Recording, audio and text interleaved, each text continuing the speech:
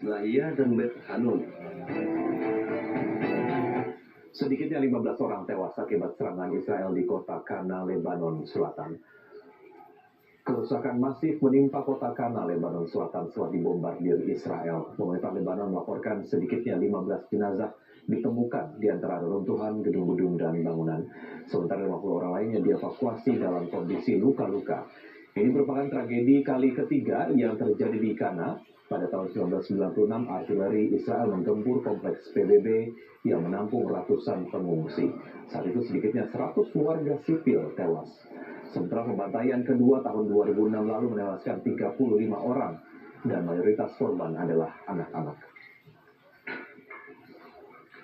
Serangan ini merupakan satu dari 11 serangan Israel terhadap kota Nabatiyeh dan sekitarnya yang menciptakan sabuk api di wilayah tersebut. Gubernur Nabatiyeh Huwaida Turk mengatakan jumlah korban tewas masih bersifat sementara dan tim penyelamat masih mencari korban yang selamat dari bawah reruntuhan. Wali Kota Ahmad Kahil berada di dalam gedung Kota Madia bersama timnya sesaat sebelum serangan Israel yang menghancurkan gedung Kota Madia dan fasilitas medis di dekatnya.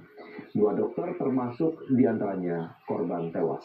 Kantor Berita Nasional Resmi Lebanon mengatakan serangan di Nabatiyeh juga menghantam perpustakaan dan pusat perbelanjaan. Perdana Menteri Lebanon Najib Mikati mengutuk serangan tersebut yang sengaja menargetkan pertemuan Dewan Kota.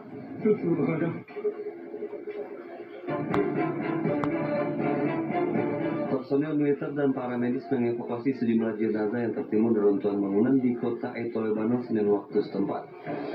Reruntuhan ini terjadi usai dihantam serangan Israel. Nah, 21 orang dilaporkan tewas dan 8 lainnya terluka. Serangan ini menyusul serangan drone Hizbullah sebelumnya terhadap pangkalan militer di Yamina yang menewaskan 4 tentara. Sebuah kendaraan terbakar di jalan setelah Israel meroket Hizbullah ke arah Karmil di Israel Utara. Petugas damkar berusaha memadamkan api. IDF melaporkan bahwa sebanyak 15 roket ditembakkan, namun sebagian besar berhasil dicegah. Dalam eskalasi Israel Lebanon ini lebih dari 2.300 orang di Lebanon tewas. بما أن العدو الإسرائيلي استهدف كل لبنان فلنا الحق ومن موقع دفاعي أن نستهدف أي نقطة في كيان العدو الإسرائيلي سواء كانت في الوسط أو في الشمال أو في الجنوب سنختار النقطة التي نراها مناسبة. Kehancurannya serupa, tetapi ini adalah Beirut, bukan Gaza. Dalam perburuan militan Hizbullah, Israel selama berhari-hari telah meluncurkan serangan udara di pinggiran selatan di ibu kota Lebanon yang dikuasai kelompok itu. Israel kemudian bergerak ke pusat Beirut, menyerang daerah padat penduduk, menewaskan sedikitnya 22 orang. Eskalasi ini menandai babak baru dalam 1 tahun bentrokan antara Hizbullah dan Israel, yang dimulai di sepanjang perbatasan, tetapi sekarang telah menyebar lebih dalam ke Lebanon. Far too many people are paying an unimaginable price with over 2,000 killed, many more wounded, and hundreds of thousands displaced. Pemerintahan Biden akan sedang berupaya menuju gencatan senjata. Gedung Putih mengatakan tidak ingin melihat Lebanon berubah menjadi mengutip Gaza baru.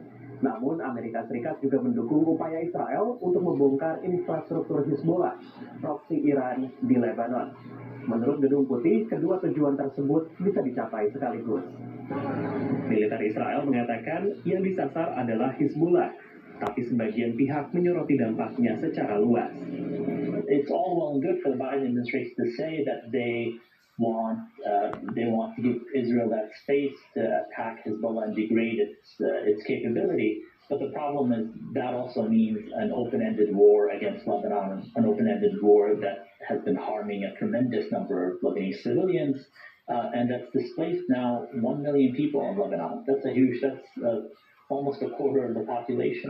Serangan juga melukai tentara anggota misi pemeliharaan perdamaian PBB di Lebanon Selatan. The soldiers that were wounded were Indonesian. Obviously, I condemn the fact that there was shooting against the UN premise, wounding 2 peacekeepers, which is a violation of international humanitarian law. Indonesia juga mengecam the IDF indiscriminate attacks against UNIFIL, which wounded two of our peacekeepers, clearly demonstrates how Israel positioned itself above international law, above impunity, and above our shared values of peace. VOA bertanya kepada Presiden Biden tentang insiden ini. Asking Israel to stop hitting UN peacekeepers. Absolutely positively. Presiden Joe Biden juga telah mendesak Israel untuk tidak menyerang situs minyak Iran. Di tengah kekhawatiran negara-negara Teluk bahwa fasilitas minyak mereka sendiri bisa mendapat serangan dari proksi Teheran. What Israel has shown us is that it has a lot of cards, and it could play any number, any of them. It's also shown that it will go against U.S. wishes. So I really think everything is on the table at this point. Media pemerintah Suriah juga melaporkan bahwa serangan udara Israel menewaskan sedikitnya 7 warga sipil di ibu kota Damaskus pada hari Selasa.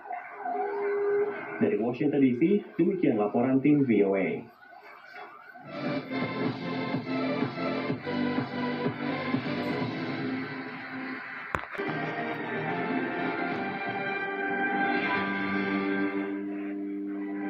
Selamat pagi pemirsa. Publik menaruh harapan besar agar para menteri yang ditunjuk Presiden terpilih Prabowo Subianto mampu bergerak cepat seiring dan seirama dengan Prabowo Gibran. Itu penting karena niat baik seorang pemimpin menjadi berkurang kualitasnya bahkan sia-sia belaka manakala pembantu yang sudah ditunjuk justru gagap dalam mengemban amanah. Pemirsa, inilah editorial Media Indonesia di hari ini Jumat 18 Oktober 2024 dengan tema Menteri Bukan Ajang Coba-Coba bersama saya Leonard Samosir. Dan Anda semua para pemirsa juga bisa ikut menyatakan pendapat Anda nanti dengan menelpon nomor telepon 021 583 99 100. Dan pemirsa pagi ini telah hadir bersama saya anggota Dewan Redaksi Media Group Garensius Suhardi. Bang Garensius, selamat pagi. Selamat pagi, Bang. Sehat Bang? Sehat, ya. Tidak ikut pembekalan? Tidak coba-coba ya. Kita akan bicarakan menteri bukan ajang coba-coba, pastinya bukan ajang coba-coba Bang Garensius. Tapi sebelum kita bahas editorial itu, pemirsa kita lihat dulu beberapa berita yang perhatikan Media Indonesia. Yang pertama ini adalah headline Media Indonesia untuk hari ini ada bisa di harian Anda. Berpolitik tanpa minta imbalan. Maksudnya apa ini Bang Garensius? Biasanya orang itu bergabung dalam